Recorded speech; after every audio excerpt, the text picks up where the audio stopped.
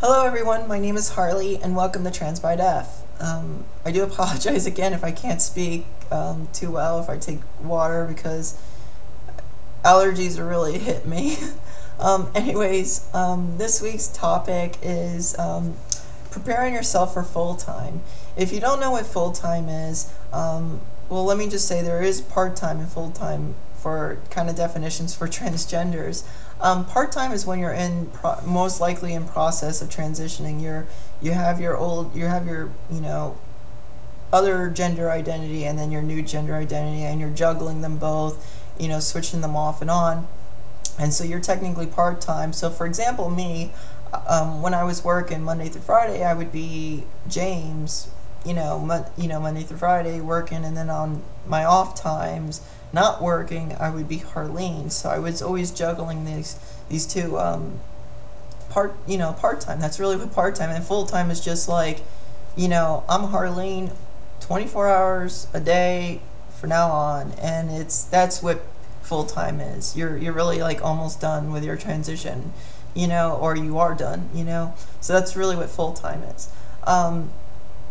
Now some transgenders like to not even go through that part-time process, and they go straight to full-time. So that's all okay. I mean, that's not bad, but that you are missing the benefits by doing that, by jumping all the way full-time and jumping into it too fast. You are missing some benefits of it, and let me just say what benefits you'll be missing.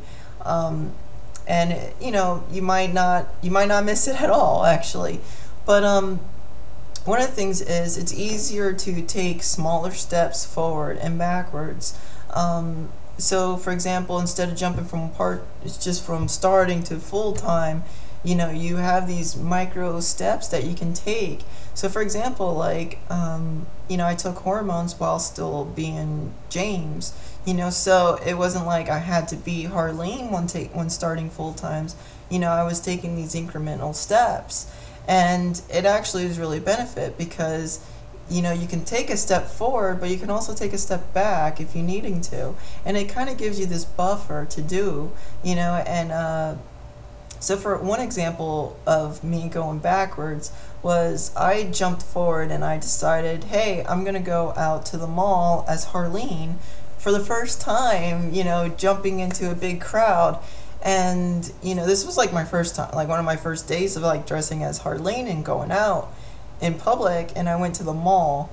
What was I thinking? So I went to the mall and I had some anxiety, panic attacks almost, and I just realized I was not ready for this. And so then I decided to take a step back, and so it really is like you do things to push yourself forward. And I realized when I took a step back, I said, man, I must have jumped a few steps. So then I started taking micro steps, little steps forward, and then I got to the point where I could go to the mall now and not feel that way anymore. So there's always that benefit, to going forward and going back.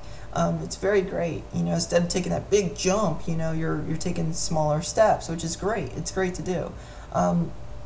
It also allows, a good benefit is also allowing you to adjust your identity changing, when you're changing identities, because if you're completely opposite from what you're gonna do, it's whoa, it's a big adjustment. So at least you can slightly adjust to it.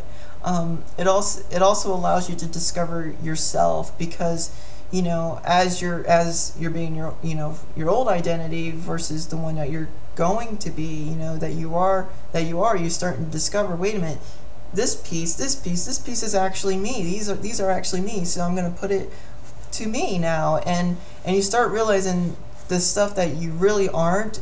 Sometimes you're faking things.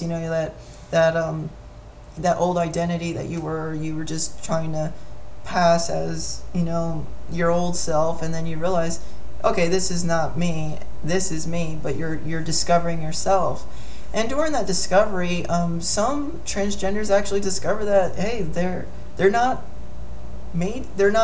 weren't meant to transition, or okay, let me take that back, not meant to transition, but they discover themselves, and then they realize, hey, this is not me, and then they detransition, which is all okay. You know, you're discovering yourself. So, you know, some transgenders do that for their own reasons. You know, they realize, like, I really wasn't suffering gender dysphoria, I was suffering something else, and then they realize, hey, you know, I'm not transgender, so they detransition, you know, but they discover who they are, and then they become either more feminine or something like that, or masculine, depending on how they perceive themselves, you know. So it's great, you know, it's a great benefit to be part-time, because you're not doing all your document changes, you're not doing all these, you know, long-term effects where you have to go and undo it all again. It's easier, and it's easier especially if you didn't come out to your job or anything, because it'd be like, in case you have to go back, you know, or take a smaller step back, at least it's not like, crap, how do I explain this to my company? You know, it's you know, you're being a little bit more realistic and preparing yourself. So it's always good to, it's a good benefit to have part-time.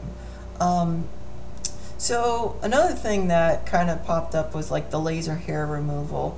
You don't necessarily have to get laser hair removal for going to full-time, but, you know, let me just, you know, FYI is, you know, when you're doing laser, you know, your hair is going to grow out and it's going to fall out, you know, when you zap it, because it's dead now and they're going to grow out. So you know, it's like, you know, that's one thing that's going to happen.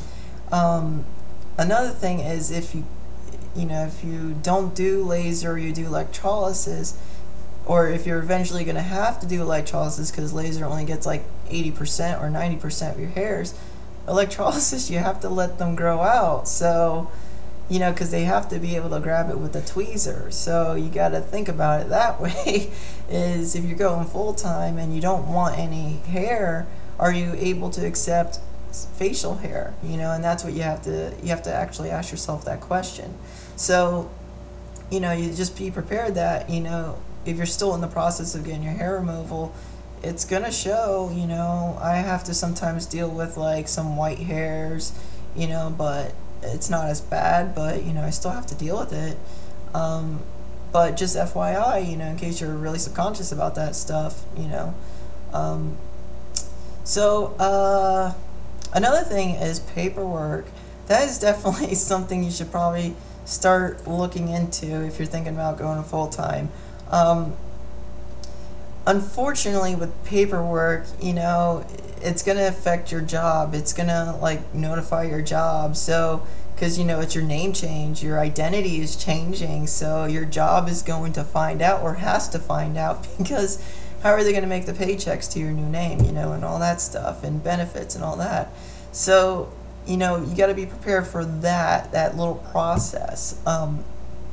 One thing I did was I gathered all the information of what needs to be changed for the paperwork, and then notify my company before I changed it, because this way they're aware of it.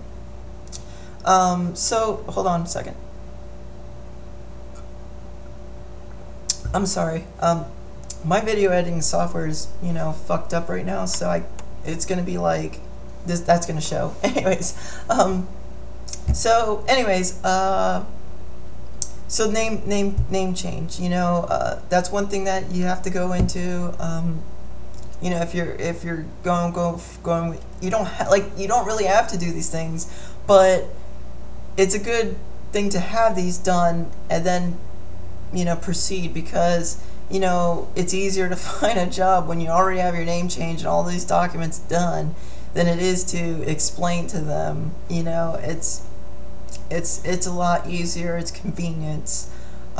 So, you know, name change, a certified copy of your final judgment for your name change. So if you're in like the United States, like Florida, you get certified copies, because you're going to need those copies to provide proof to the other dependencies for your names. So for example, benefits, insurance, credit cards, bank accounts, you're going to need these certified copies to prove yourself. And most of the time they usually give it back. Most of the time they give these final copies back, but sometimes they lose it during the mail, you know, and so you gotta be prepared to have a few copies on you for that.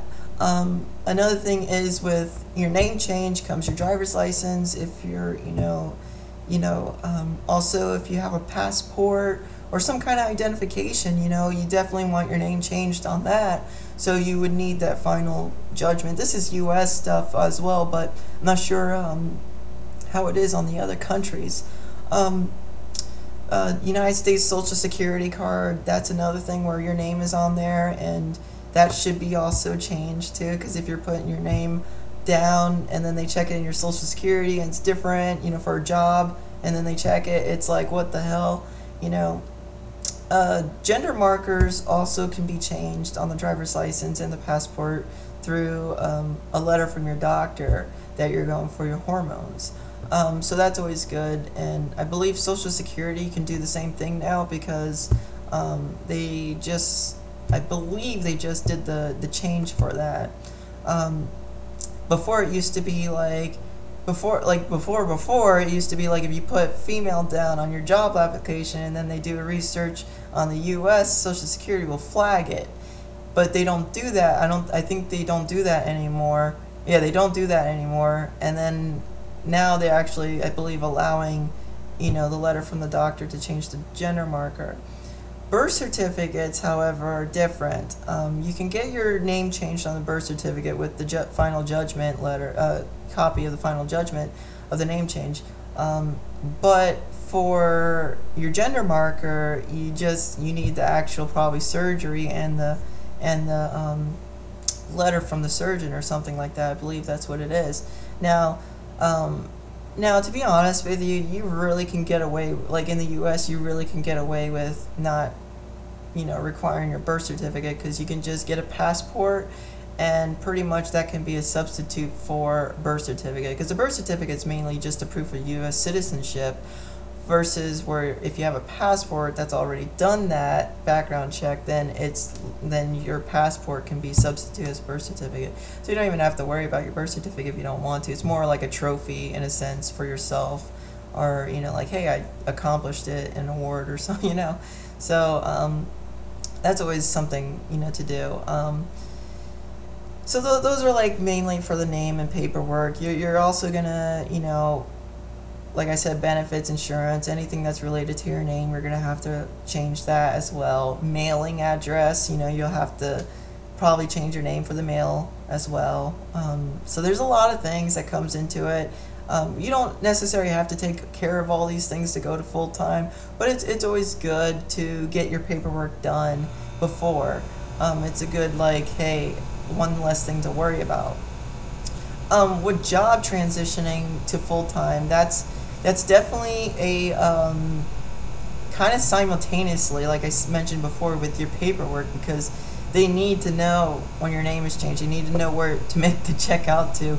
Your benefits, that if you're gonna do female, they need to know that. It's all those interesting things. Now, one thing to know is if you're going for a job which has security clearance or background checks, that is something to be aware of, that your old name and old identity will pop up.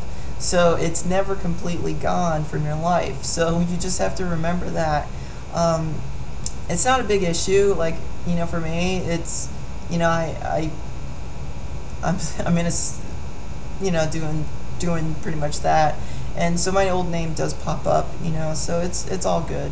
Another thing is clothes. Make sure you have your clothes ready, so you have a good collection of clothes to go full-time. And also, finally, just be yourself. Make sure you are ready to go full-time, because it is a lot of jumps and hurdles. There's a lot of little things to be cautious of.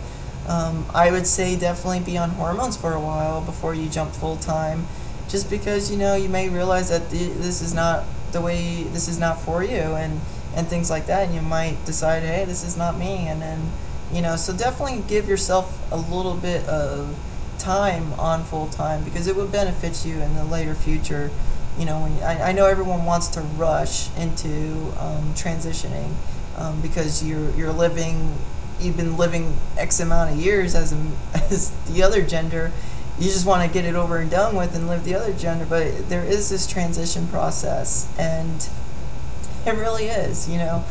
So, anyways, I'll end with that, and I'll see you guys next week. Bye.